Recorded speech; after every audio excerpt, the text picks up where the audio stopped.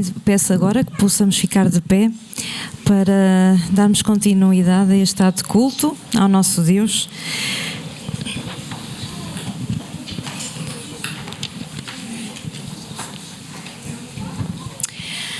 E o Salmo 135, os versículos 1 a 3, faz-nos o convite ao louvor, à adoração ao nosso Deus. Salmo 135, 1 a 3, diz assim: Louvado seja o Senhor, louvem o nome do Senhor, louvem-no os servos do Senhor, que estão no templo do Senhor, nos átrios do templo do nosso Deus. Louvem o Senhor, porque Ele é bom. Cantem em sua honra, porque Ele é amável. É isso que nós queremos fazer esta manhã aqui. Queremos louvar o nome do nosso Deus, só Ele é digno de toda a nossa adoração, porque Ele é o único Deus verdadeiro. E enquanto cantamos estes cânticos de louvor ao nosso Deus, temos também o privilégio de quem quiser trazer aqui até este vaso a sua oferta do Euromissionário para sustento de pastores, obreiros missionários que estão no terreno a proclamar a mensagem da salvação em Cristo Jesus.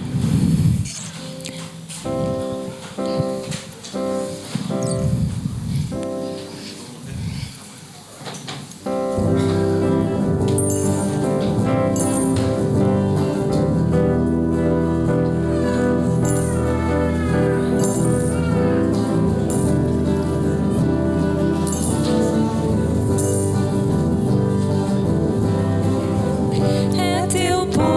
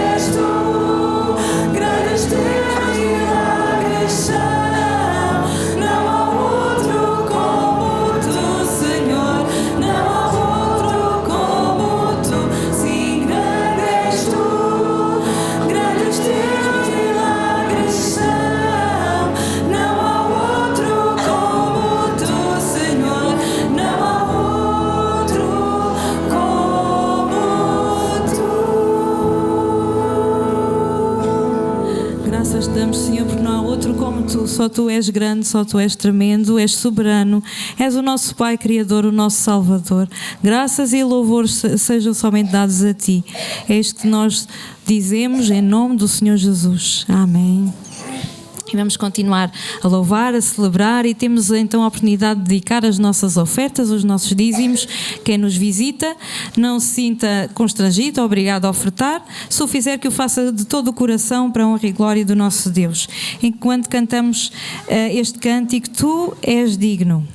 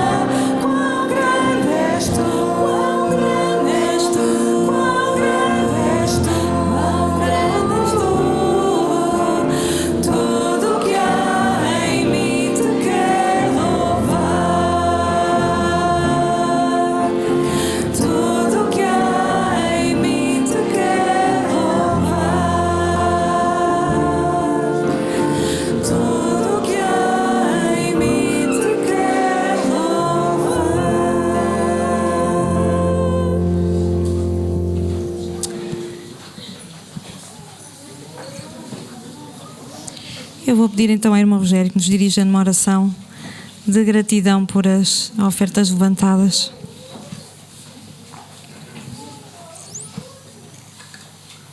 Senhor nosso Deus, a nossa gratidão vai para ti, Senhor, pelo privilégio que estamos aqui reunidos em teu nome, Senhor Deus.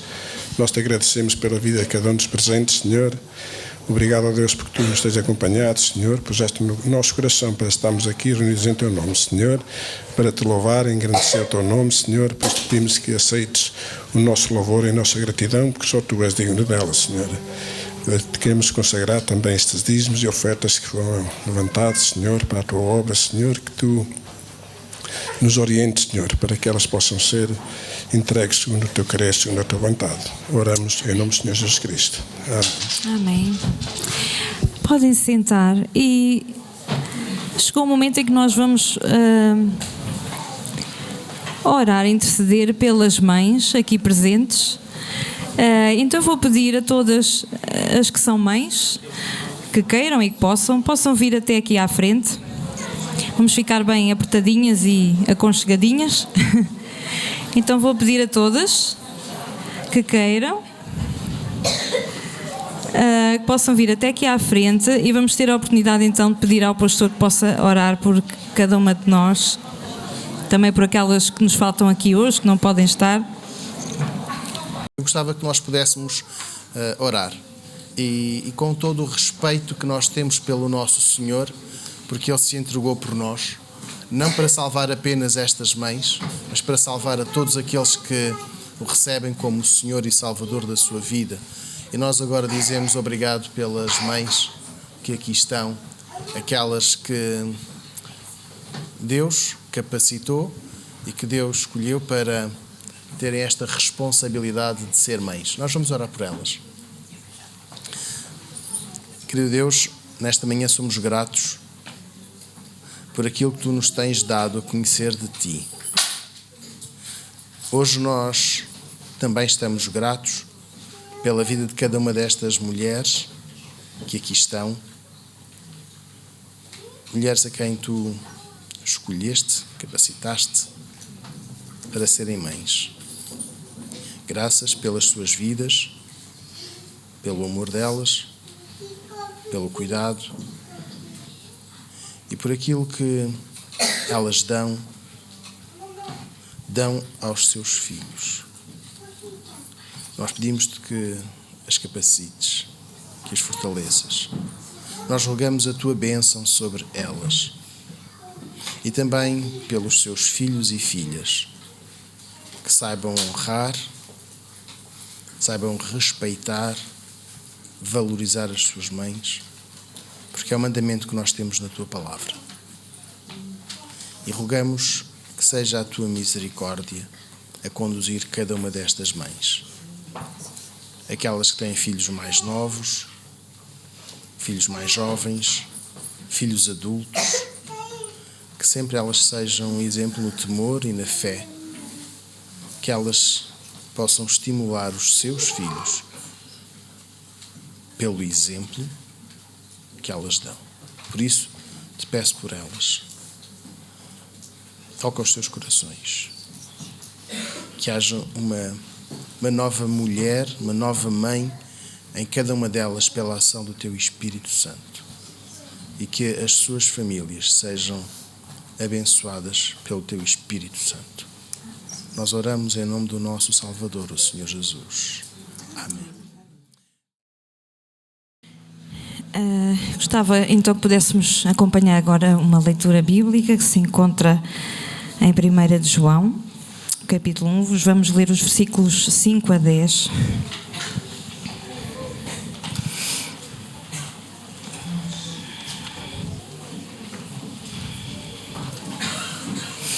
Fala-nos do perdão que nós recebemos em Cristo Jesus. Nós somos pecadores, nascemos em pecado, mas podemos ter a redenção, o pagamento desse pecado através de crer, não é? No sacrifício que o Senhor Jesus fez naquela cruz por nós e crer na sua ressurreição, que Ele está vivo e que Ele prometeu voltar, vir uma segunda vez. E também é importante nós confessarmos o nosso pecado, porque apesar de nós já termos aceito o Senhor Jesus como Senhor e Salvador da nossa vida, nós continuamos a viver neste mundo imperfeito e continuamos ainda a errar e a pecar, não é? Então é importante nós confessarmos os nossos pecados diante de Deus. E diz assim: esta é a mensagem que ouvimos de Jesus Cristo e que agora vos anunciamos. Deus é a luz e nele não há trevas. Se dissermos que temos comunhão com Ele e andarmos nas trevas, mentimos e não praticamos a verdade. Ao contrário, se levarmos uma vida de luz, tal como Deus que está na luz, temos comunhão uns com os outros e o sangue de Jesus, seu Filho, purifica-nos de todo o pecado. Se dissermos que não temos pecado, enganamos-nos a nós próprios e faltamos à verdade. Mas se confessarmos os nossos pecados, Deus é fiel e justo, perdoará os nossos pecados e nos purificará de todo o mal. Se dissermos que não cometemos pecado, fazemos de Deus mentiroso e a sua palavra não está em nós. E vamos cantar um cântico que fala nisso mesmo. Fui perdoado. Jesus concedeu-nos esse perdão. Pagou um alto preço para termos o perdão do nosso pecado. E então é importante nós reconhecermos isso E reconhecermos também quando pecamos, quando erramos, quando falhamos, com Deus, com os outros, connosco próprios. Temos de ter essa humildade de reconhecer, de ouvir a voz do Espírito Santo e de confessarmos o nosso pecado. E temos esta plena certeza que a sua palavra nos dá. Ele é fiel e justo para nos perdoar de todo o pecado. Não é só de alguns, é de todo o pecado. Ele é fiel e justo, não é? Se lhe confessarmos os nossos pecados. Então vamos cantar este cântico, Fui Perdoado.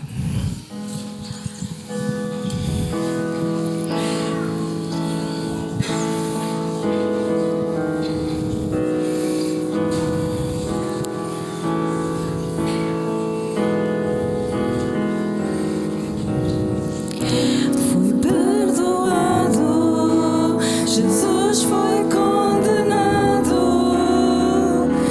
eu fui aceite, Jesus morreu, com seu Espírito eu tenho nova vida, porque meu Senhor ressuscitou.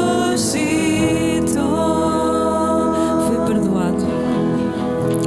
Fui perdoado, Jesus foi condenado,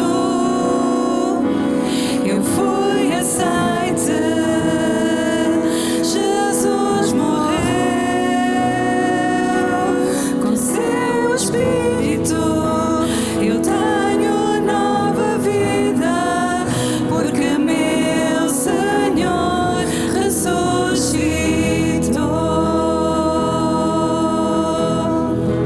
Precioso amor e paz sem fim, porque meu Rei morreu por mim. Precioso amor vai ofertar, o meu prazer é te honrar, com meu viver vou te louvar, com meu viver vou te louvar. Tu és meu Rei, tu és meu Rei, Jesus, tu és meu Rei, tu és meu Rei. Precioso amor e paz sem fim, porque meu Rei morreu por mim. Precioso amor vai ofertar, o meu prazer é te honrar, com meu viver vou te louvar, com meu viver vou te louvar.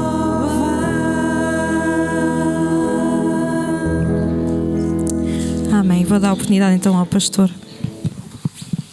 Sempre que nós falamos de perdão, podemos lembrar-nos de muitos textos bíblicos. Sempre que nós falamos de perdão, nós podemos buscar tantos relatos, tantos ensinos, que até podemos escolher textos bíblicos para diferentes tipos de momentos ou de aplicação de perdão. E este que está em 1º livro de Samuel, capítulo 24, que eu convido que possamos abrir então as nossas Bíblias em 1º livro de Samuel, capítulo 24, é um texto que nos apresenta um perdão com algumas lições. 1º livro de Samuel, capítulo 24, vamos ler aquilo que podemos chamar de perdão real. Um perdão real que não é dado pelo rei, mas é dado ao rei. Vamos então ler os primeiros 5 versículos. 1 Samuel capítulo 24, vamos ler os primeiros 5 versículos. E sucedeu que, voltando Saul de perseguir os filisteus, anunciaram-lhe dizendo: eis que David está no deserto de En-Gedi. Então tomou Saul 3.000 homens, escolhidos dentre todo Israel, e foi em busca de David e dos seus homens, até sobre os cumes das penhas das cabras montesas. E chegou a um dos currais de ovelhas no caminho, onde estava uma caverna, e entrou nela Saul para aliviar o ventre. E David e os seus homens estavam nos fundos da caverna. Então os homens de David lhe disseram: eis aqui o dia do qual o Senhor te diz: eis que te dou o teu inimigo nas tuas mãos, e far-lhe-ás como te parecer bem aos teus olhos. E levantou-se David e mansamente cortou a orla do manto de Saul. Sucedeu, porém, que depois o coração doeu a David por ter cortado a orla do manto de Saul. O perdão real está muitas vezes ligado a circunstâncias. Podemos olhar para estes primeiros 5 versículos e tentar perceber o que acontece. O rei Saul está numa fúria persecutória ao genro. Davi é o genro do rei. Davi não é um estranho para Saul, é alguém da sua família e a quem Saul ganhou ali uma aversão, criou-lhe uma perseguição louca, neurótica, a ponto de ele tentar matar David e de perseguir, mas ele tinha outras responsabilidades. Como o rei, versículo 1, ele está a combater os filisteus para, obviamente, preservar as fronteiras do seu reino. Ele tem este confronto, mas quando ele vence, alguém lhe diz, versículo 1, alguém lhe diz que David está algures por ali, está perdido, está escondido, ele e os seus homens. Então, o rei Saul, quantos ele leva? 3.000 homens para perseguir David e os seus que com ele o acompanham. E o versículo 3 revela a fragilidade do rei no momento de uma necessidade fisiológica. Algumas traduções dizem aliviar o ventre, a minha diz isto. Nós sabemos que Saul teve as suas necessidades fisiológicas e ele fica exposto ao adversário que ele não sabe que lá está. Os irmãos estão a acompanhar. Versículo 3 diz: e chegou a um dos currais das ovelhas no caminho, onde estava uma caverna, entrou nela para aliviar o ventre, e David e os seus homens estavam nos fundos da caverna, sem saber. Saul, nós dizemos, pôs-se na boca do lobo. Neste caso, ele foi colocar-se à mercê, foi entregar-se a David e aos seus homens. E vamos fazer aqui uma pequena pausa para interpretar os acontecimentos à luz da nossa razão. Vamos fazer este exercício.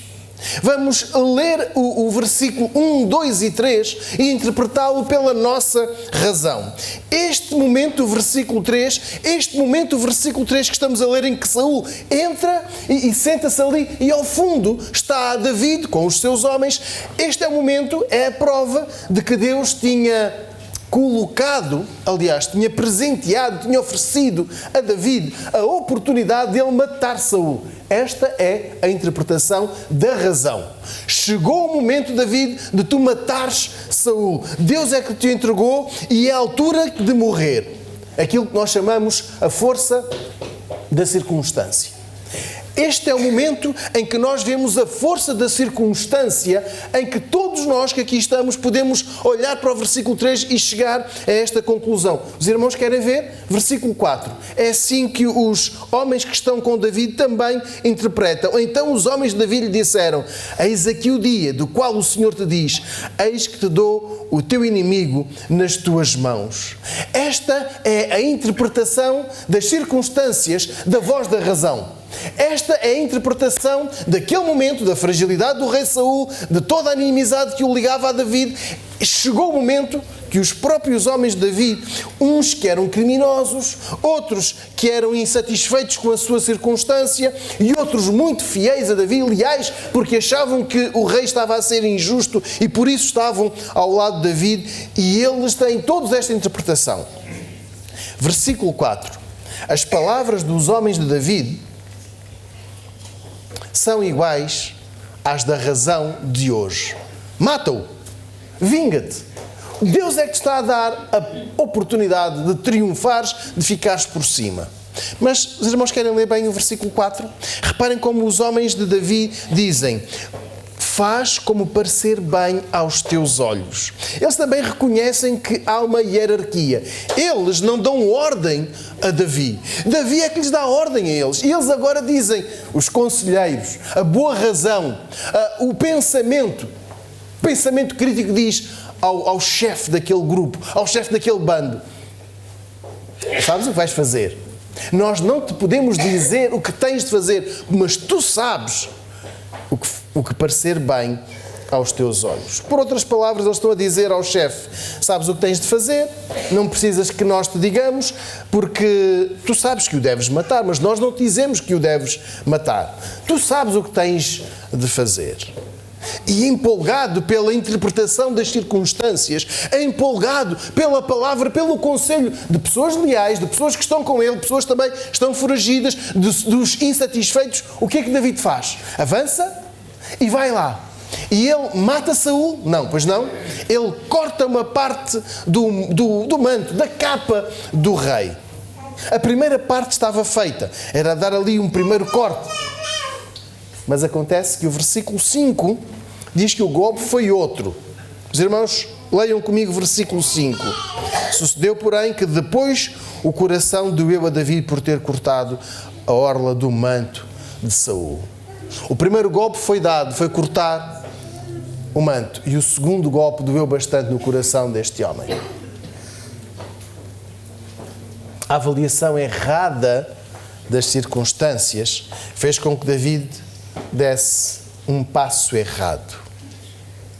A avaliação errada daquela circunstância, uma avaliação muito humana, muito vingativa, muito emotiva, e hoje é um dia emotivo. Nós às vezes fazemos escolhas com base naquilo que ouvimos, tudo dentro da razão. Versículo 4, este é o momento certo, e estes conselheiros não querem mal para David, estes conselheiros só lhe querem bem, e eles dizem: vai, faz! E Davi vai. Versículo 5, começa a doer o coração. E aqui sabemos que não é uma questão de cardiologista, não é uma questão de consulta na especialidade. Aqui nós percebemos que o coração de David não foi apenas a máquina que todos nós precisamos, mas foi a sua consciência, foi o seu sentimento. Versículo 5, doeu-lhe o coração. O perdão leva-nos a questionar, a prestar muita atenção aos conselhos que recebemos e também aos que damos, para que não se avaliem as circunstâncias de uma maneira precipitada. Isto aconteceu, Deus deu-te. Deus deu-te esta oportunidade para tu fazeres isto. Cuidado com os conselhos. Cuidado com os conselhos que ouvimos. É bom ouvir conselhos e é bom analisá-los, filtrá-los à luz da vontade de Deus. Versículo 5. Quando doer o coração é porque não vem de Deus. Quando doer o coração é porque este conselho não é espiritual. E agora vem a segunda aplicação. Cuidado com os conselhos que damos. Cuidado com as frases que dizemos. Atenção às sugestões que damos para os outros. Vêm estas sugestões, estas palavras da parte de Deus, ou vão elas também provocar dor no coração? Isto diz respeito à nossa vida. Decisões como nós temos por profissionais. Mudamos de emprego, despedimos-nos agora. Compramos, fazemos um negócio, aquele ou outro imóvel. Avançamos para este empréstimo. Mas também podem ser questões familiares. Temos ou não temos um outro filho? Avançamos ou não para a troca da nossa habitação? E alguém nos diz: Deus proporcionou tudo para te ires embora. Deus proporcionou tudo para mudares, para avançares, para fazeres o empréstimo. Cuidado, estes conselhos vêm de Deus ou vêm da razão? De uma avaliação, muitas vezes, do momento, das circunstâncias. As circunstâncias devem revelar sempre uma dependência do Espírito Santo. As circunstâncias devem ser avaliadas depois de nós auscultarmos Deus. Mesmo que os outros conselheiros, amigos, e David estava, o versículo 4 relata palavras de amigos de David. Mesmo que estas palavras de amigos sejam contrárias à voz do Espírito Santo. E então, a aplicação. Vamos permitir que seja o Espírito Santo a voz de comando nas decisões a tomar. na avaliação que fazemos do momento que vivemos. E versículo 5, permita que o seu coração doa, mas que doa mesmo. Sinta esta dor sempre que fizer a escolha errada. Permita que lhe doa o coração, a consciência e tudo mais, se estiver a ser orientado por avaliações circunstanciais, conselhos vingativos. Mas quando doer, pare. Alguns dói o estômago, alguns ficam as mãos dormentes. Isto é sinal que não vem de Deus. Está aqui versículo 5. Avançando, versículo 6, vemos aqui o esclarecimento. Versículo 6 até ao versículo 12. E disse aos seus homens: o Senhor me guarde por ter cortado a orla... Perdão, o Senhor me guarde de que eu faça tal coisa ao meu Senhor, ao ungido Senhor. Estendendo eu a minha mão contra ele, pois é ungido o Senhor. E com estas palavras David conteve os seus homens e não lhes permitiu que se levantassem contra Saul. E Saul se levantou da caverna e prosseguiu o seu caminho. Depois também David se levantou e saiu da caverna e gritou por detrás de Saul, dizendo: Rei, meu senhor! E olhando Saul para trás, David se inclinou com o rosto em terra e se prostrou. E disse David a Saul: Por que daste ouvidos às palavras dos homens que dizem: Eis que David procura o teu mal? Eis que este dia, os teus olhos viram, que o Senhor hoje te pôs nas minhas mãos nesta caverna. E alguns disseram para que te matasse. Porém a minha mão te poupou, porque disse: Não estenderei a minha mão contra o meu Senhor, pois é ungido do Senhor. Olha, pois, meu pai, vê aqui a orla do teu manto na minha mão, porque cortando a orla do manto não te matei. Sabe, pois, e vê que não há na minha mão nem mal, nem rebeldia alguma, e não pequei contra ti. Tu, porém, andas à caça da minha vida para me atirares. Julga o Senhor entre mim e ti, e vingue-me o Senhor de ti. Porém, a minha mão não será contra ti. O perdão real também traz um esclarecimento. E é isto que Davi faz. Em primeiro lugar, Davi esclarece os seus homens. Antes de falar com o rei Saul, Davi fala com os seus homens e esclarece: não vou fazer isto, não vou matar mais. Ele reconhece que aquele erro lhe vai custar muito caro. Diz aqui no versículo 6: o Senhor me guarde que eu faça tal coisa ao meu Senhor, ao ungido do Senhor. Eu nem quero pensar no que seria a minha vida se eu cometesse este erro. Eu nem quero pensar nas consequências que cairiam sobre mim se eu agisse desta maneira. Porquê? Porque olhamos para o versículo 6. David reconhece que está na presença do rei de Israel, que apesar de todos os seus erros, desvarios e excessos, Saul era o seu rei. Mas mais do que ser o seu rei, o que é que diz o versículo 6? Ungido do Senhor.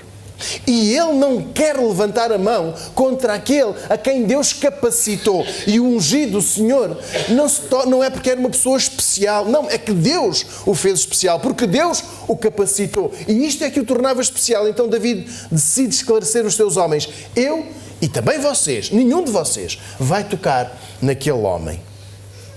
David diz: Saul está capacitado por Deus para esta função. Foi Deus que permitiu que ele fosse rei. Logo, não sou eu, David, que o vou matar. E ainda que as circunstâncias pareçam conduzir para este ponto, não o vou fazer. E mais, nenhum de vocês o vai fazer. Precisamos de esclarecimento. De um esclarecimento na hora certa. E é este esclarecimento que o perdão traz à vida de quem sabe ser perdoado. Este é o esclarecimento que o perdão traz à vida de quem sabe ser perdoado, de quem celebra o perdão que recebeu de Deus, de quem celebra a Páscoa. Sim, nós na Páscoa celebramos não só a morte expiatória de Jesus, não só a sua ressurreição, mas nós celebramos também o perdão que recebemos mesmo não merecendo, como diz o texto em Romanos, sendo nós ainda pecadores. Então fomos perdoados e o Espírito Santo proporciona esta leitura, este esclarecimento para evitar erros grosseiros, porque assim, sim, vive-se o perdão real. Os versículos de 8 até 12 trazem as palavras que David dirige ao seu rei, ao rei Saul. E ele deixa que o rei saia a uma distância e depois põe-se de pé na caverna e grita, à entrada daquele buraco, e grita: ó rei, podes ver quem eu sou. Saul conseguiu identificar David. E David o que é que faz? O texto diz-nos que se prostrou. Os irmãos estão a olhar para o versículo 8. E Saul, olhando para trás, David se inclinou com o rosto em terra e se prostrou. Se os homens de David reconheceram a autoridade nele, não lhe deram ordens, apenas aconselharam, porque reconheciam que o chefe daquele grupo era David, Davi agora faz o mesmo. Quem é o rei não sou eu, é Saul. Então ele merece o meu respeito, a minha reverência. E eu falo. Davi depois diz ao rei, versículo 10, eu podia matar-te. Aliás, os que comigo estão disseram, este é o momento que o Senhor te entregou Saul nas tuas mãos. Faz dele o que bem te parecer. E podia tê-lo feito. Mas não fiz. Davi não matou. Antes perdoou, exercitou o perdão. Nós podemos viver debaixo da graça divina, que é o perdão que o Espírito Santo nos dá. Podemos também, debaixo dessa graça, pedir ao Espírito Santo o esclarecimento que Davi faz, não só para si, para os seus, mas também para o rei. E em situações em que nos vejamos confrontados entre a vingança, maioritariamente é entendida como mais do que justa, e o perdão, que para muitos não faz qualquer sentido. A ida de Jesus à cruz, e estou a recapitular aquilo que dizia há pouco, também não foi lógica. Por muitos não é compreendida. Mas foi esta ida de Jesus que nos garantiu o perdão. Foi aquela ida de Jesus que nos garante hoje que estamos perdoados. E é com base neste perdão que encontramos o entendimento, ou o discernimento, o esclarecimento para as nossas decisões. David agora diz ao rei, eu apliquei o perdão. Aliás, os irmãos podem... Vamos ler as palavras de David no versículo 11. Olha, pois, meu pai, e vê aqui a orla do teu manto na minha mão, porque cortando eu a orla do manto, não te matei. Não te matei.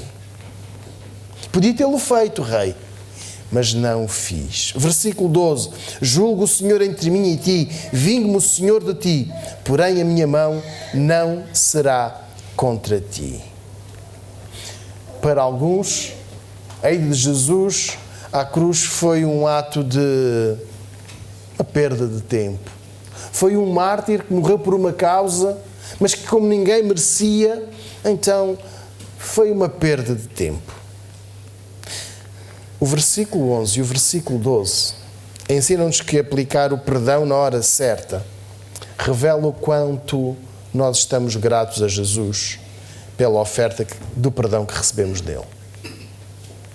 Saber parar e às vezes saber ficar calado, saber ficar quieto é importante. Também é importante saber falar, saber sair, saber agir, saber movimentar-se. E aqui David deixa-nos uma lição. Permita que o perdão pare na hora certa, mas depois avance. Que se cale, mas que depois esclareça. E diga, eu não sou melhor do que tu, mas eu não vou deixar que o perdão seja derrotado na minha vida. Não vou deixar que a vingança prevaleça, que o ódio ou que as circunstâncias, os outros conselhos, sejam mais fortes do que o perdão que recebi de Deus. Então vamos pedir a Deus que nos torne esclarecidos.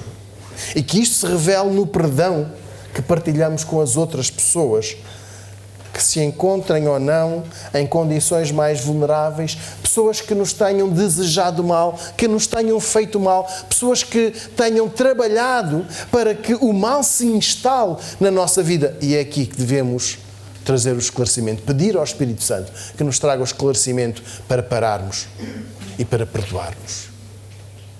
O perdão real tem esclarecimento.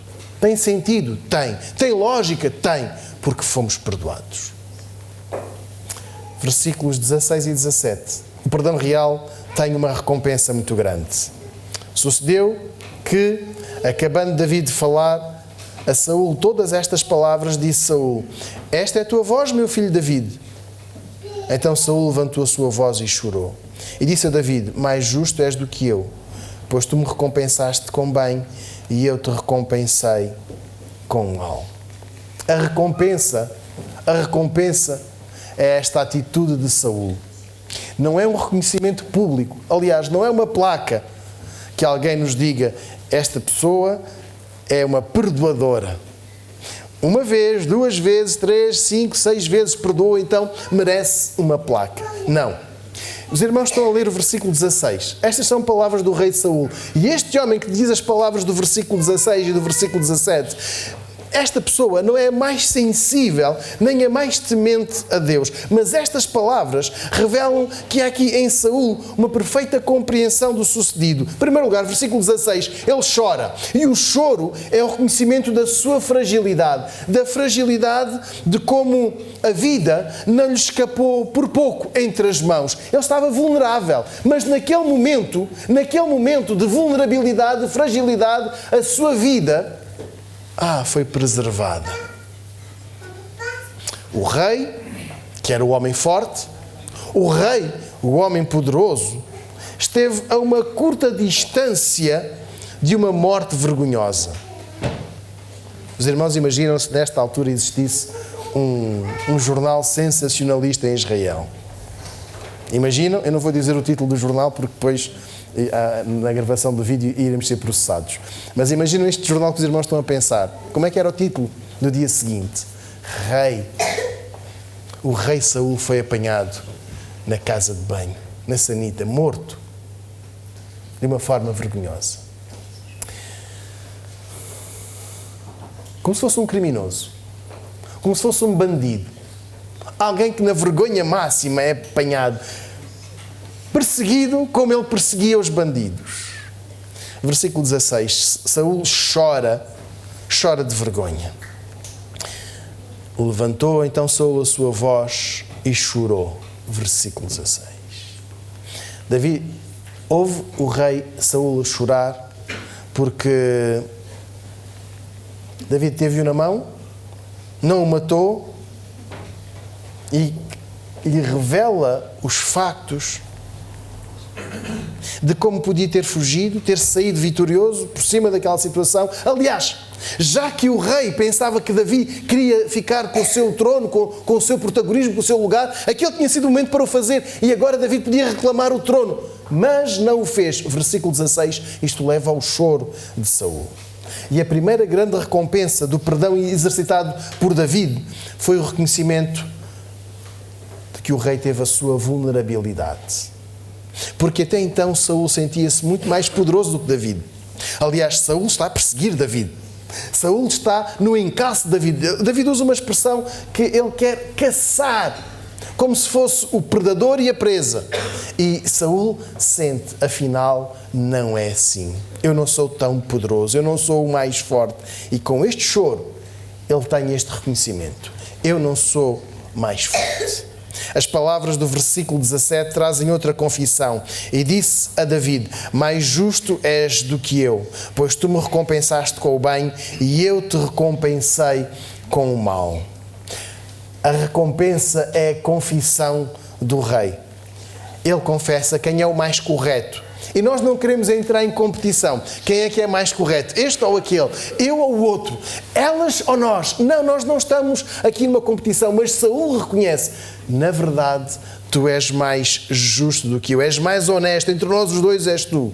Porque, apesar de ser o rei, Saul, de ter o poder executivo e o poder judicial, algo que nós hoje não temos centrados numa só pessoa, mas Saul tinha este poder, o rei ficou exposto, ficou vulnerável diante de Davi. E Davi não fez o que teria feito Saul se os papéis estivessem invertidos. O que é que Saul está a dizer no versículo 17? Está a dizer que se fosse eu a apanhar-te naquela posição de fragilidade, se fosse eu na tua posição e tu na minha, garanto, Davi, que tinhas morrido. E agora eu reconheço que eu podia ter morrido e tu poupaste-me a vida. Tu és mais justo do que eu. Tu és mais íntegro do que eu.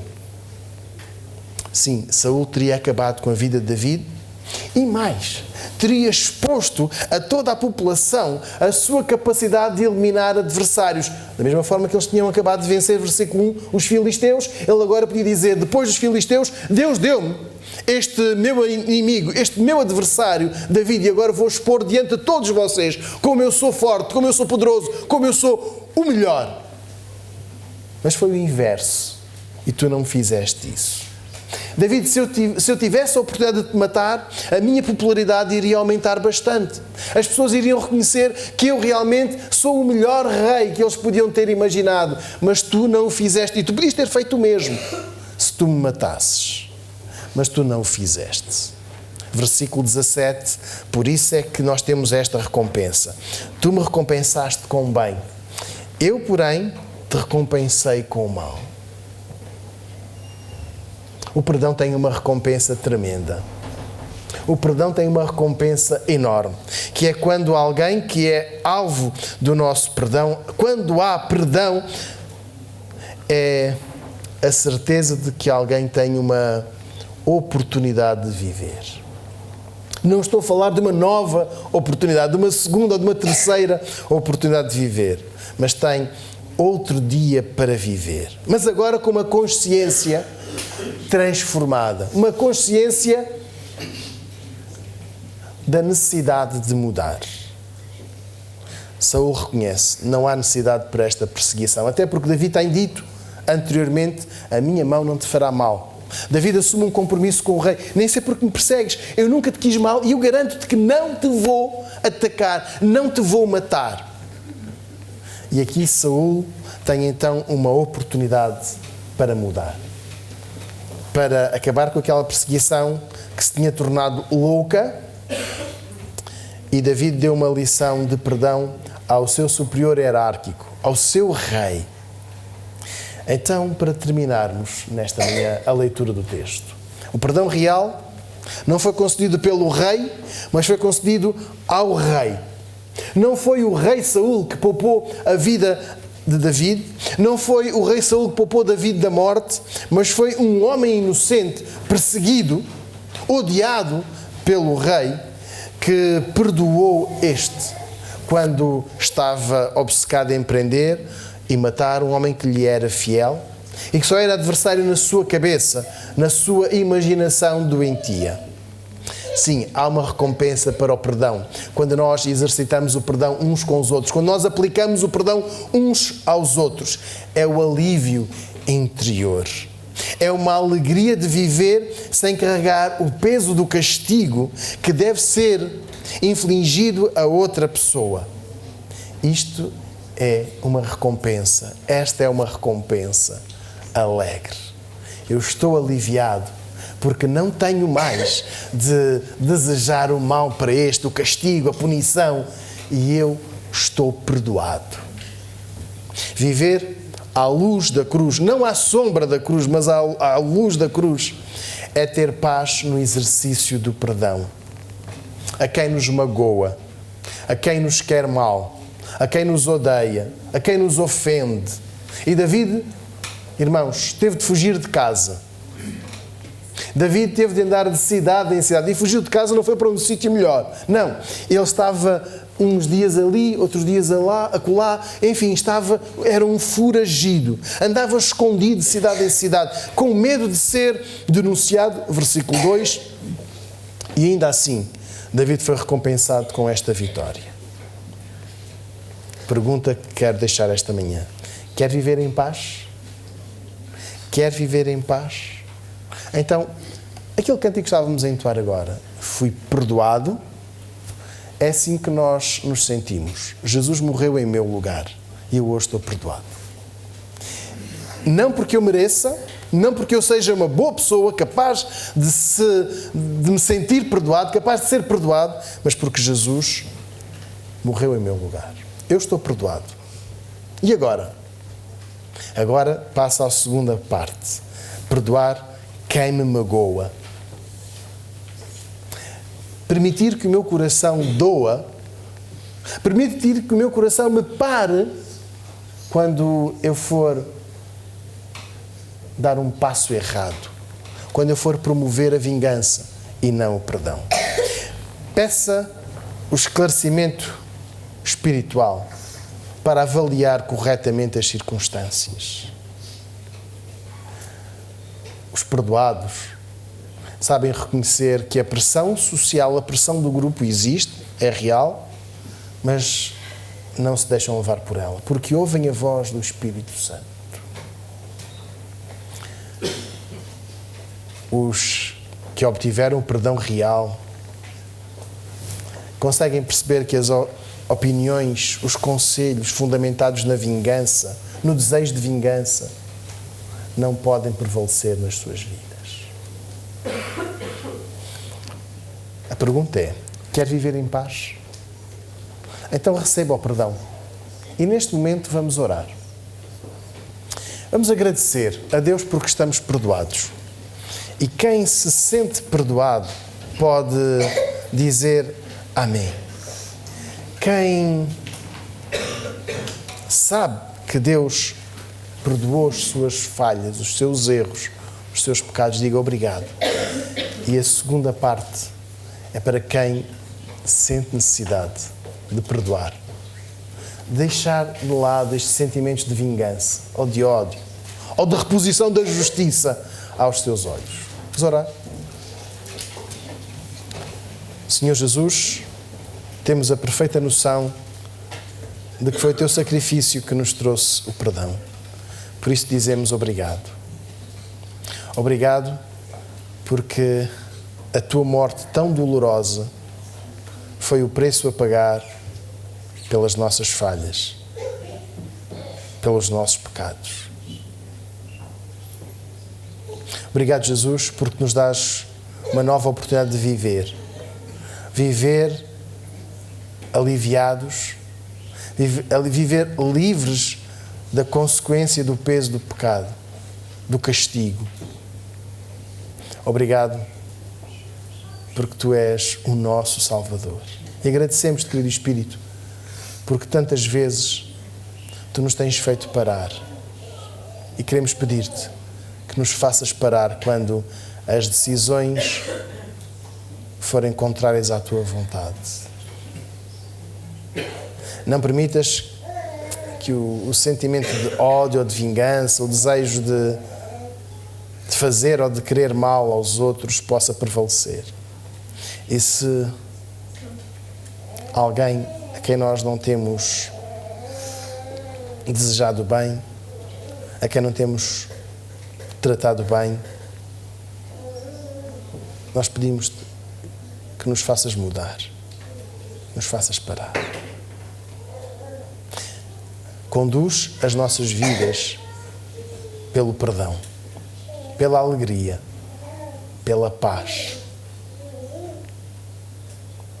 Obrigado. Obrigado. Em nome do Senhor Jesus nós agradecemos. Amém.